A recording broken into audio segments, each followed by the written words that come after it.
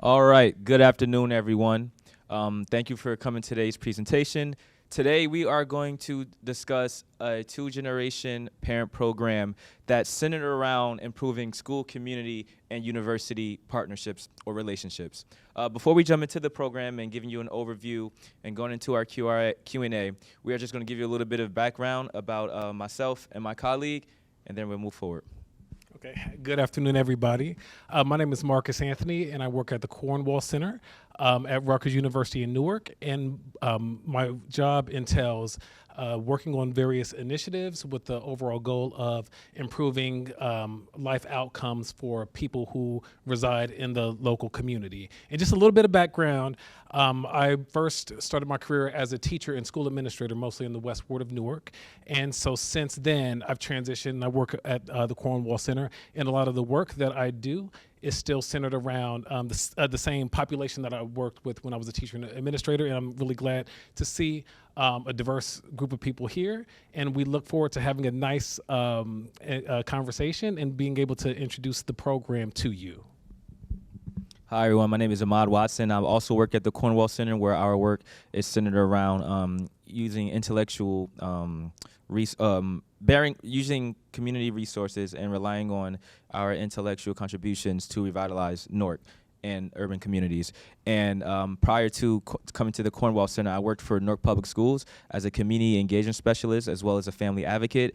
So I have a lot of experience working with families on a case management basis and trying to figure out how can I work with community organizations to help meet the needs of these parents, to overall improve the quality of life for these parents, get them more involved in the school, get the schools, and to build a better relationship with parents so that ultimately we can improve school, community, and family relationships. Okay, and just a little bit of background. Our program was launched in 2017 with a generous seed grant from Rutgers University. And the question that Rutgers and NPS they were trying to grapple with was how to increase parent engagement in schools. And so they were really concerned with not only having parents in the schools, but really being a part of the central decision making to the schools and having them actively engaged in coming up with solutions to answer some of the questions that we've been trying to figure out in urban education for a while. And so we were guided by the work of Sue Hong.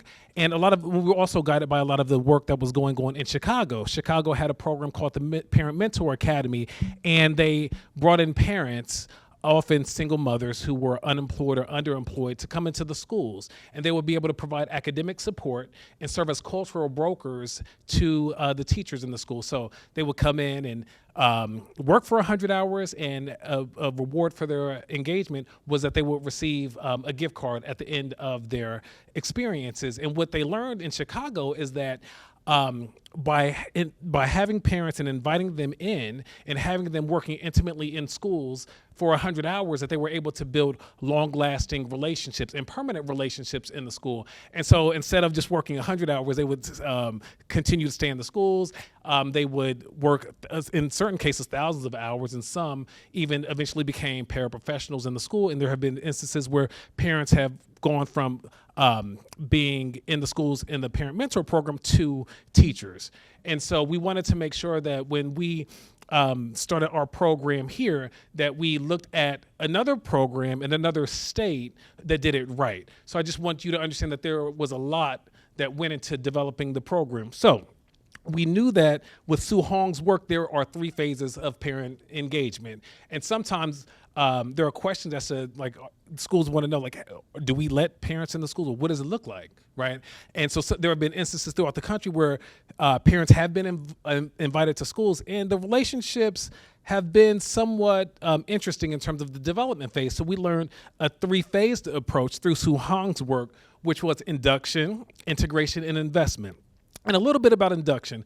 Induction is simply parents first not reimagining reimagining their role in the school. Because in a lot of times, particularly in urban schools, parents come in, they drop off their kids, they leave. If there's a problem, the administration calls them, teachers call them. But induction is a different type of engagement. Induction invites parents to start coming to conversations, and it starts a two-way conversation that's not necessarily school directed. So it's an asset-based approach that tries to get as much information about the parent, right? It's an authentic, dynamic relationship that takes time. Now, the belief is that when parents, throughout a little bit of time, they can go from induction and integration. Integration, and we'll talk a little bit more about it, is what you'll see with the Parent Mentor Academy. In the integration approach, it's almost, we say it's almost like dating, right? The parents learn the teachers, they learn the administrators learn the teachers, the administrators learn the parents. And so that's where it gets a little bit nuanced, because this is a new relationship with the parents in the school, because they're in it. At that point, they're seeing what's going on at lunch. They're in the classrooms. They have their own perspectives, and so they're really getting in the trenches. And then the last step is investment. Whereas we understand that for multiple reasons, it may be difficult for large groups of parents to be able to be invested in the school. Now, this does not suggest that parents aren't invested in their children, even if their engagement looks different than our middle class norms or what it looks like in the schools. So investment means that there are going to be few parents in schools that who actually make it to I don't want to call it like someone like the top of engagement, where they're involved in decision making. If the principal needs something, a lot of times they're talking to them. As it relates to the PTA, some of these parents may become members of the PTA. These parents are in after-school programs. These parents are there. And no matter what you try to do, you're not getting rid of them. They're highly interested in participating in the schools. And so the point of showing this is because it shows us that and what we've learned through our experience is that there are phases, and it's important for us to respect the process, because we know if we introduce parents who don't have the history of being in the schools, there are a lot of interesting things that can occur as we develop those relationships. We learned a lot, and we're still learning a lot from Chicago. We're learning a lot as we go through the program, but the ultimate goal is for us to phase in parents so we can bridge together school, family, and community. So at this point, I'll let my colleague talk about the Parent Mentor Academy, and we'll go from there. So the Parent Mentor Academy, the mission of the program is to develop parents, caregivers, and community residents to help support tutoring and mentoring of low-performing elementary-age children, while at the same time developing their skills to create pathways for them to enter the workforce. Particularly as paraprofessionals, given that we have a relationship with the district, and we believe that many parents who have interest working with children in our partnerships with the districts, and the need to fill vacancies for paraprofessionals in the district, that can be a direct pathway for parent mentors to become paraprofessionals. The goals of the programs are to improve student outcomes, particularly in literacy and math, improve student attitudes towards reading. So what that means is just essentially parents taking us taking a relational approach to building relationships with teachers, parents, and children, and then parents working with children over time to improve their attitudes towards reading. We know that the pandemic has had a significant impact on our students' learning, and we really want to use this opportunity to provide a high dosage of tutoring to children to combat COVID learning loss, and then ultimately, like we mentioned before, to improve school, community, and family relationships. So we're just going to discuss the structures and features of the program. So research shows that if students can't read by third grade, then they're more likely to drop out of high school. And I'm sure many of you work doing this type of work know that if children can't read by third grade, it just really goes downhill from there. So we focus on K-2, kindergarten to second grade, and we provide early intervention support and work with students one-on-one and in small groups. The academic support that we provide focuses on math and literacy, and we'll talk about this a little more, but we just actually added on a math component, but prior to the last, I would say, year, we focused primarily on literacy because it was really important for students to understand how to read, understanding, building their skills in reading fluency and reading comprehension, because that's the core of their learning abilities. And I just want to make one point about our focus. So our parents focus on the bottom of the bottom quartile. So what does that mean? So out of the bottom 25% quartile, we notice when we started analyzing data that we collected from our students is that we saw the biggest impact from our parents working with the students who performed at the bottom. And so a lot of parents, when they first come in, and sometimes people aren't aware of what parents can do. And regardless of what parents, what their own levels are, literacy levels themselves, they have all been able to provide adequate support with letter identification and sight words. And so I want you to understand that as we're thinking about ways to make this work, it's important that we see the power that parents have. In addition to that, they have, and this is a little anecdotal, but they bring in a warmth when they're working with those the small groups, or even one-on-one, a warmth that teachers can't always provide. And this is what I mean. I'm not saying that teachers aren't warm, but it's a little different if you're working with one child or two children versus being responsible for an entire class. So what I want just to convey is that we work with students working on their benchmark assessments, and students who perform at the bottom quartile. That's our target group. Now, what we also learned when we worked with our parents is that some of the parents have more skills than they even realize. And we have one parent who's working at another school who actually co-plans with the teacher.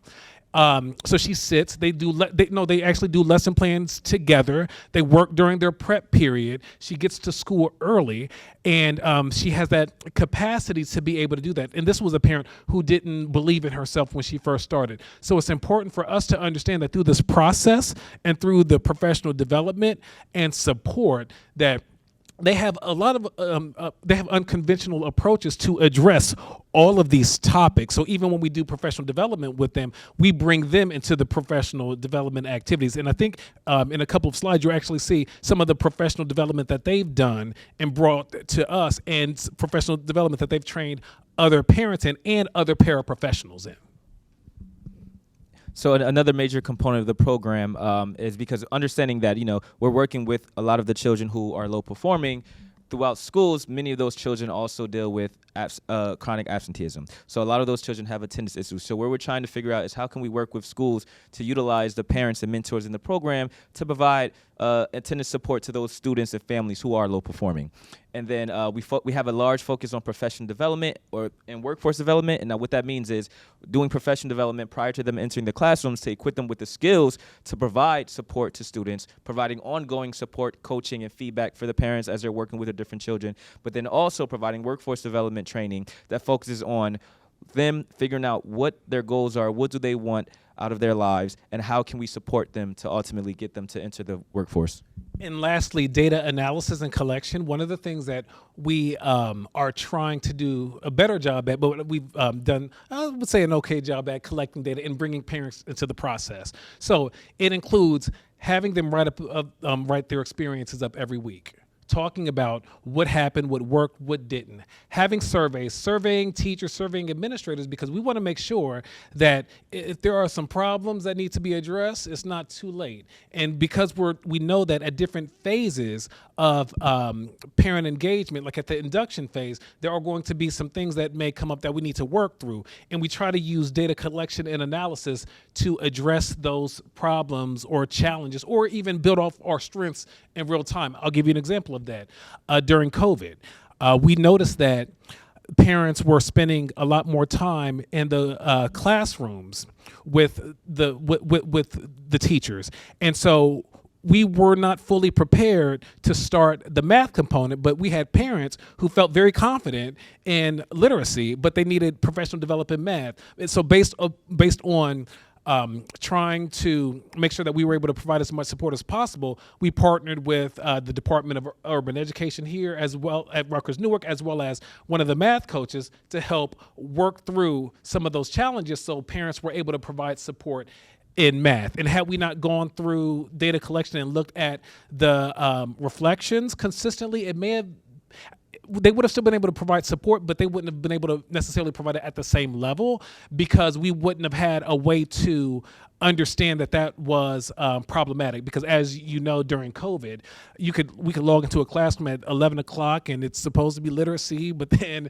students aren't logged on, or the teacher's trying to figure it out, or they're doing math. I mean, it was very dynamic in terms of COVID. So we want to make sure that we are stopping and using information to assess so we can get better. And we want to ensure that through data collection and analysis, we are in the process of getting better at actually getting better. So as a main component of the program, academic support, we wanted to give you an overview of how we train the parents and what the training and academic activities are centered around. So the activities include usually working with children in the classrooms, providing academic support by way of homework help, practicing academic games and literacy and math with the students, whether it's one-on-one, in small groups.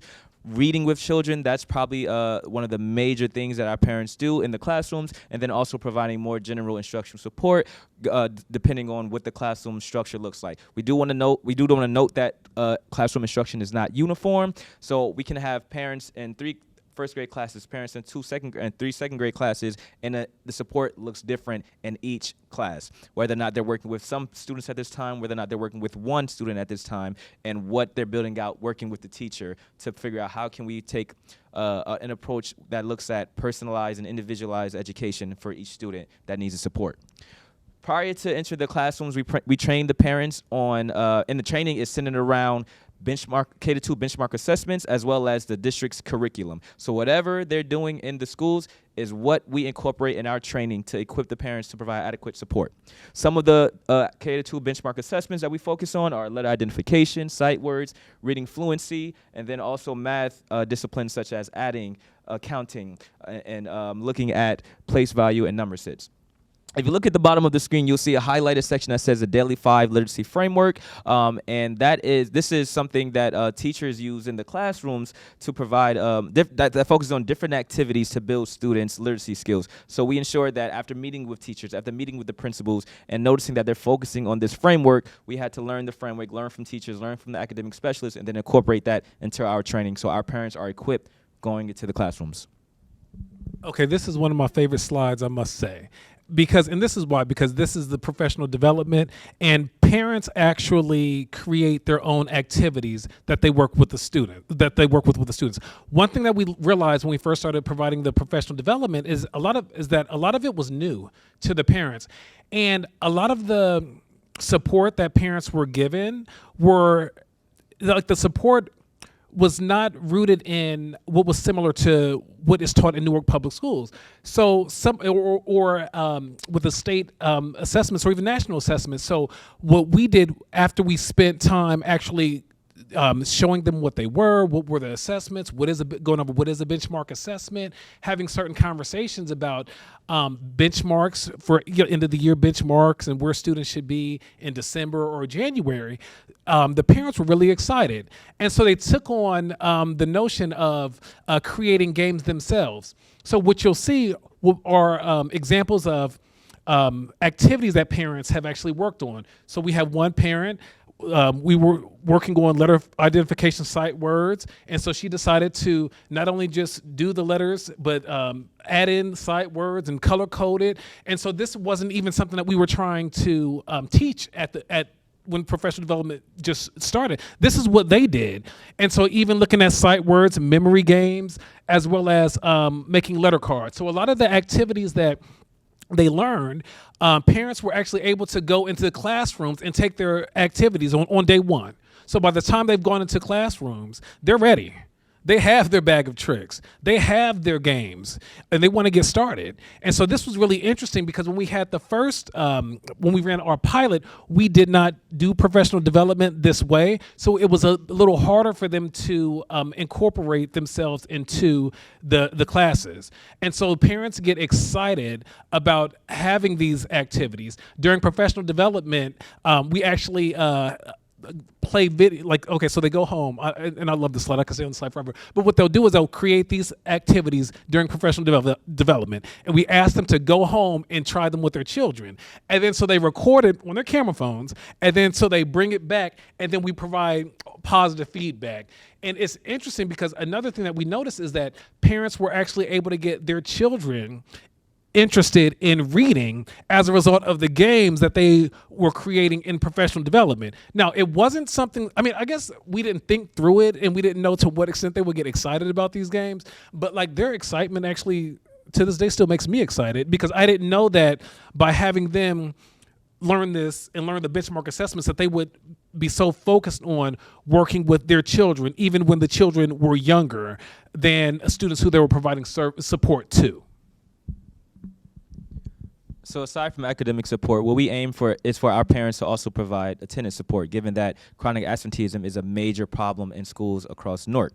So we tried to figure out how can we utilize our parents to fit in the mission of combating chronic absenteeism. So we focused on teaching them strategies to combat chronic absenteeism, which consists of strategies at different levels, right? So engaging students and parents. So having attendance workshops, having someone come in and promote good attendance and reward students for having good attendance, looking at recognizing good and improved attendance for those students who do have good attendance, looking at providing personalized early outreach for students who you notice are getting to that point where they're becoming chronically absent or just missing days of school. Being able to have a system that monitors attendance data and that's centralized so that various stakeholders, whether it's the principals, the data specialists, the attendance specialists, the parents, the teachers can look at this attendance data and figure out, okay, who are the students who have bad attendance and what are the barriers, how can we identify them, and how can we figure out how to combat this chronic absenteeism. And I just want to give you one example of when I talk about like data collection and analysis. We decided that we were going to run an 8-week pilot. And we said, okay, well, we have this attendance issue, and let's see what we can do to possibly improve student attendance over the short term. And so we were able to go to the university and have a conversation about them funding an initiative where we bought like a whole lot of toys from the dollar store, and we set up a program that allowed like a reward system, and the parents were responsible for determining what the reward was going to be if we saw an increase in the or decrease in absences and tardies. And so while it didn't give us all of the results we wanted, we did see instances where our 8-week pilot improved student attendance. And so we continued giving various incentives for students who improved attendance, although it did not improve attendance for all of the participants. And it's interesting, just one interesting finding that we realized is that when we were running that little, I don't want to call it a study, but like a little 8-week experiment, I guess, when we were trying to figure out a little bit more about attendance, we realized that there were multiple students who were coming to school late, not because, we had their information and addresses on file, but it wasn't because they actually lived where their residences were stated. Some of them were taking 2 buses to get to school. And so we were able to bring that information to the school, the social worker, to try to deal with that issue. And it's interesting because a lot of the parents didn't initially want that information. Even the parents of the children and the parents who worked in the program didn't want to disclose that information because they were concerned that we were going to potentially take that information and give it to school administration, and they would be removed from the school when they were already housing insecure. So there's a lot that we learned about this process. And when we took 8 weeks and really honed in on it and really started drilling down and asking children questions every day and having the parents ask the parents questions every day, we were able to build more trust. And while we weren't able to fix the problem of chronic absenteeism, we were able to change the conversation a little bit, because it's a little different when you learn that a child or their family, they're taking 2 buses to get to school versus you think they live across the street. And so that's one of the biggest findings that we got when we ran that little small 8-week study. And ultimately, what we try to do with attendance is avoid students entering the tier 1 of intensive intervention, which calls for legal action or other agencies to come in to really, for these families to have consequences. So we try to fit in tier 2, where we provide the personalized outreach and mentoring, and try to figure out what are the barriers to prevent them to having to essentially go to court. So also another major component of the program is parent engagement or community engagement. So we won't spend too much time on this slide, but we want to just give you a list of community partners that that our parents have worked with throughout the years. Some examples on the right. You'll see the top left corner is the 13th Avenue Courtyard Cleanup. So our parents partnered with Jersey Cares and 13th Avenue Schools to essentially beautify the courtyard. So we help clean the courtyard, break down many things that were in the courtyard so that they can rebuild the courtyard. Another example is on the bottom right corner is the LIST Greater Newark Resident Leadership Academy, where our members of the program were actually members of NRLA, and they were actually, I believe it was a, 3-month course, 6-month course, or program, 6-month program, yeah. And they were actually able to graduate, do a lot of community work, build relationships with the community, and ultimately become change agents in the community. So we just want to share some photos and pictures of our parents and the community work that they've done inside the schools that they're working in, and also outside the schools in the community, and some of the partners that they've worked with. And I just want to say that this list, we didn't start off with this long list of partners, but we realized when we started doing the work, initially when we started, we were going to be a literacy program. We're just going to focus, literacy, community engagement. But what we learned is that we need to expand partnerships to try to, for many reasons, because our parents are learning a lot about the community. They're building their capacity, but we're also learning them and learning that there are a lot of challenges that they face on a regular basis. So for instance, the Urban League of Essex County, we worked with them to try to deal with some issues that they had as it relates to housing, being housing insecure, as well as Abbott Leadership Institute, when we realized that we needed help with social emotional learning. I mean, there were times, we actually went to Chicago to visit the Parent Mentor Program and people who have worked with our similar population.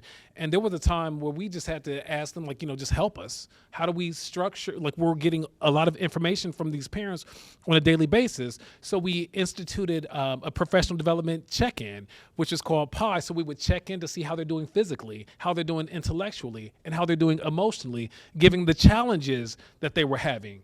And somebody who came out of Newark Public Schools as a teacher and a school administrator, I was not used to, communicating and interfacing with parents the way that this program operates. Because when you talk to parents, you talk to them report card night, if there's a problem, when they pick up the students, when they drop off the students. So for me, it was a huge learning experience, and I didn't realize that the learning curve was going to be so fast. So we had to talk to as many people as possible just to get as much support that we needed. We were able to partner with programs for parents in Newark One Stop, because we wanted parents to at least have the ability to get jobs after they completed the program. And we realized that we could not do all of this work ourselves, although we tried. We can't be social workers and math specialists. We can't do it all. So these partners, and I'll tell you this, these are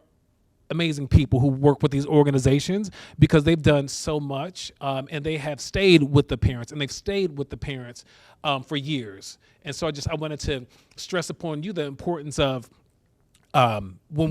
thinking through this and understanding that when you're working with parents in this capacity, it takes more than our own skill sets to try to figure this out, and we need other people. And that these community agencies want to do this type of work. They want to engage parents. They want to build relationships with schools. It's just sometimes hard to find these parents. So definitely the work of us, the schools and community agencies, to do this type of work. So we wanted to share a slide that just shows an outline of our pilot program, which was a 2 years when we were established in 2017 with a cohort at a school in Newark. Looking at student support, we really tried to figure out how we could provide attendance support to students, and then focus on academic support.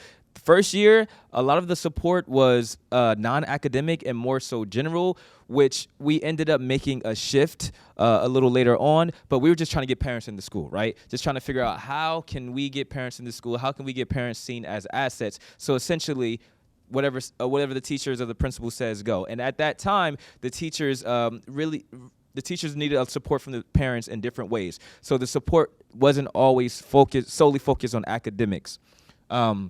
Then we look at professional development. We provided a lot of academic support. And again, what was going on at the school? Students were using iReady and Edmentum to prepare for benchmark assessments, as well as other things that they were using at the school. We tried to incorporate in our training and professional development. And one of the things that is interesting is when we started our program, it was somewhat of the tail end of the neoliberal education movement, if I can say that, and parents were being reintroduced to schools in ways that they weren't necessarily wanted with when we were in that movement. So there was a lot of learning that needed to occur in terms of engaging and being engaged and being invited, and not just being talked at, and versus having conversations. And so one of the things that was new to the teachers is reimagining the role of paraprofessionals, because you had teachers and administrators who weren't used to having paraprofessionals who had a lot of skills work with students, and let's be blunt here, right? And so some of them did not believe in what the parents could do, so they were often tasked with cleaning the chalkboard or cleaning the floor, right, going to the playground and hanging flyers and things that they weren't taught to do, and things that we didn't discuss. So you have these parents who go in and they have these skills, they're ready, they've received literacy training, then they go into the classroom, then what happens? Okay, I need you to take that kid to the bathroom, I need you to clean that desk, I need you to sweep the floor. So imagine, right? And again, that's the induction phase. And so that comes with challenges. But fortunately, we were in a position where enough people just believed and we just worked together, and we just continued to try and built like a trusting relationships. And I believe that that's what saved us throughout time, particularly with the first pilot, because the last thing we wanted is for the parents to uprise in a way that made it difficult for the relationship to continue. Fortunately, we had some bumps along the way, but we made it through.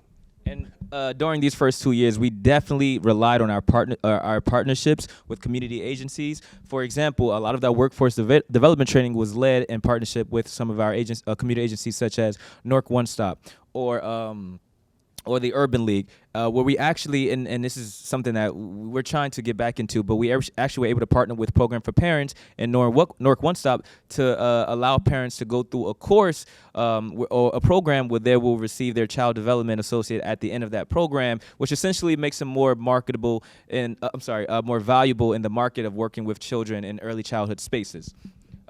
Okay, and then as we transition on to the next 2 years of the program, the pandemic happens. So what do?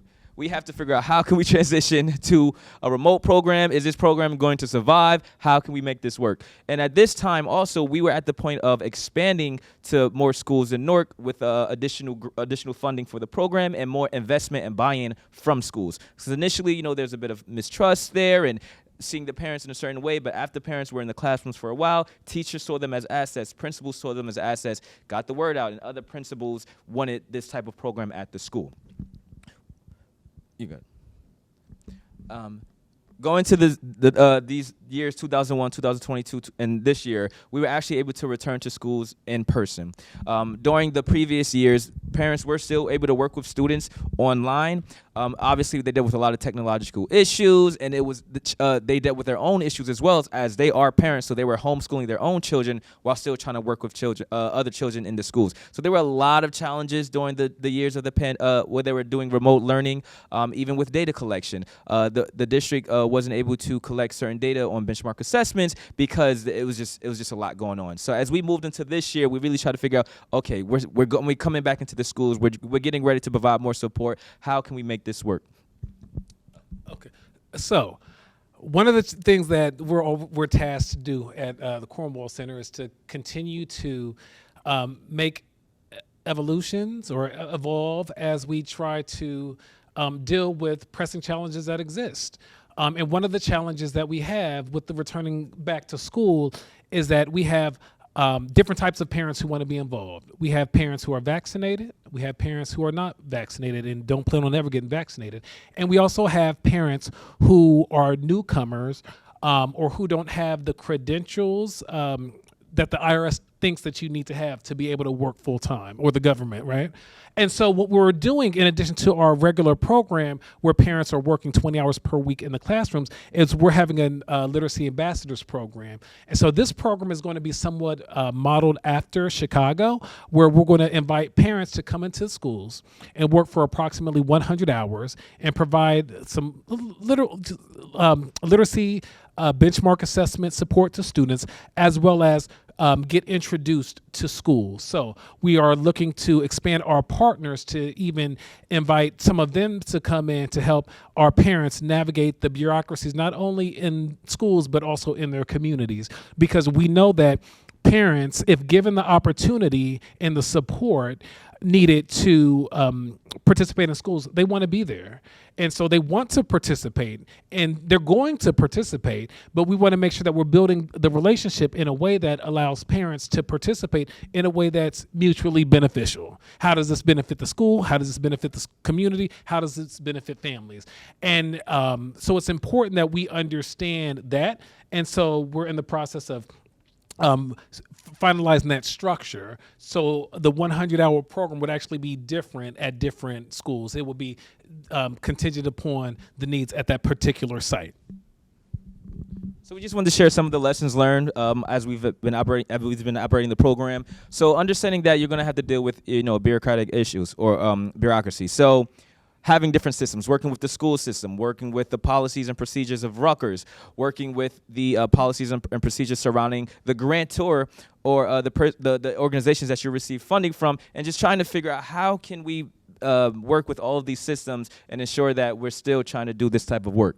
Looking at personal challenges, so understanding that these parents that we're hiring, they're also dealing with their own personal challenges. And how can we work with community members and community partners to provide resources to help them help children and other families in the community?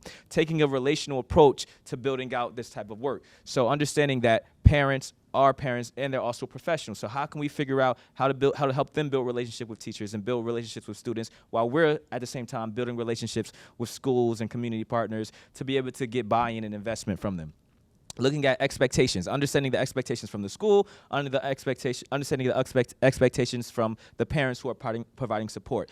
If expectations aren't clear, it can lead to a lot of problems, and we want to ensure that we are working to mitigate those problems by making expectations clear.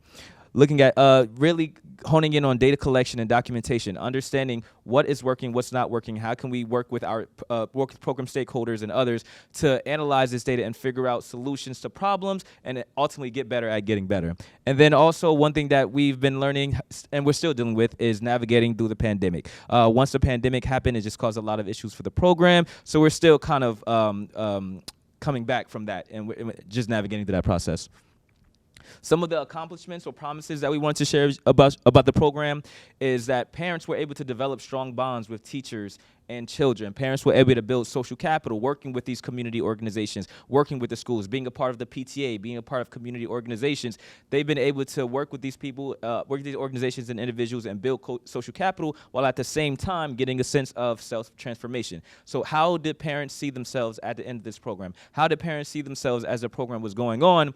We've been able to get a lot of information from interviews, from reflections, focus groups, meeting with the parents, and a common theme is that they've been able to feel different about themselves. They see themselves now as change agents for the community, as well as better educators for their children, and building more confidence. We've also been able to get investment from schools as we try to expand to other schools in the district and across Newark. One major highlight is that some of our parents were actually hired as paraprofessionals across schools in Newark. And then another major highlight of our program is that we were able to see, by looking at the students' benchmark assessment data, that there was growth, significant growth, or the most growth for students who score in the bottom of the bottom quartile, or the students who needed the most. That's where our parents had the most effect. So these are just some quotes from interviews, as well as from interviews of and teacher feedback surveys that speaks to how parents were able to build some strong relationships with children and teachers. So these are all teachers in the program who have filled out feedback surveys and provided this information about some of our parents. And one thing that I can tell you is that in addition to these quotes, we have a lot of other quotes as well that speak to the promises and the challenges. And we want to be as authentic as possible and just explain to you that it wasn't a cookie cutter process. It was not easy. It's not easy. It's hard. But one thing that we've realized is that we evaluate ourselves based on how, like, we don't worry because we hit a roadblock. We try to come together and have conversations, and we use those conversations as data, and we take that and we learn from it, and we continue to try to do better. And so it just made us happy when we were able to look at a few of these quotes. You have the quotes in your you have these in your presentation. Here, 3 of the parents who were hired as paraprofessionals. It's interesting because these are people who didn't necessarily see themselves some didn't see themselves as being comfortable in the school. And to be able to go from not even being comfortable in the school to hired as paraprofessionals to ambassadors, it's really, it really makes us proud of the work and proud of the blood, sweat, and tears that have gone into this, because all days aren't the best, right, when you're trying to navigate these relationships. And I think it just speaks to the buy-in and investment from the school principals. How initially going into the schools, it was very hard to integrate the parents, to now where school principals want the parents as paraprofessionals. Yeah. So now that's what they're asking for. Parents, and they want us to have more. And we've had conversations about potentially helping to train some of the paraprofessionals with these the same skills that the parents have as well. So data collection and analysis, I'm not going to spend too much time on this, but this is essentially just getting better at getting better. And we try to collect as much data as possible and hold ourselves accountable to make sure that we are our impact. We continue to go to impact. So everything counts: qualitative, quantitative stuff, report cards, parent observations, observation forms, parent interviews, and we keep all of this information secured, and we make sure that confidentiality is of the utmost important, because there were certain things that. Oh yes. I have questions. I want you to finish. Okay. So to ensure confidentiality, so there were certain times where we had to keep quiet about things we got from the parents, and we had to keep quiet about the administrators, and then certain personnel issues or certain things that we see. So it was important for us to understand through this whole process, we're getting better at getting better, but we are preserving the confidentiality of multiple stakeholders. Yes, Ms. Bennett. So the first question I have is, how many schools are involved in this particular project? Yeah. So right now we're at Sussex and 13th Avenue, and we do work with the Urban League. And when parents work with the Urban League, they're working with students in the community at multiple schools in the West Ward. I mean, because the relationship between it's interesting because we get that question all the time. But there are parents, for whatever reason, some didn't bring their children back to school because of COVID, so they would work directly with the parents. But our encatchment zone is the West Ward, but the presence at 13th Avenue in Sussex. Between the 2 schools and Urban League, what's your cadre of parents that you work with? Yeah, so right now, including, we're smaller now, around 10 in terms of that, because we had to make sure that we went through the COVID protocols and processes. But within the next month or so, we'll be able to scale up. When we have when the program is running at full scale, we'll be impacting 100 some odd children. And I just want to add to that point. What we try to do is work with a targeted group of students. So what that usually means is after the students take their fall benchmark assessments, teachers, principals, academic specialists have a better idea of those children who are going to be assigned to parents. So a lot of times, so this time, our parents coming in at this time, it works because they're able to work with these students who need the help, and they can jump right in and provide the support. Are the teachers that you work with in those 2 schools, teachers you work with multiple years? It depends. So it depends. I mean, because one of the problems that we have nationally is attrition. And so teachers are leaving, administrators are leaving, community folks are transitioning. So some of the programs, like we had one parent working with children at the Urban League with the Fairmount Promise neighborhood. She had groups of children, and she was working with teachers and other people to get her students. So it varies. It was a lot more structured with prior to COVID, but the reality of what we're dealing with, it's very volatile. And so we plan on being able to launch hopefully fully within the next 4 weeks, but we're still going through the hiring process and providing professional development to the parents, because we want to make sure that they have the professional development before they enter into the classrooms versus just throwing them into classes.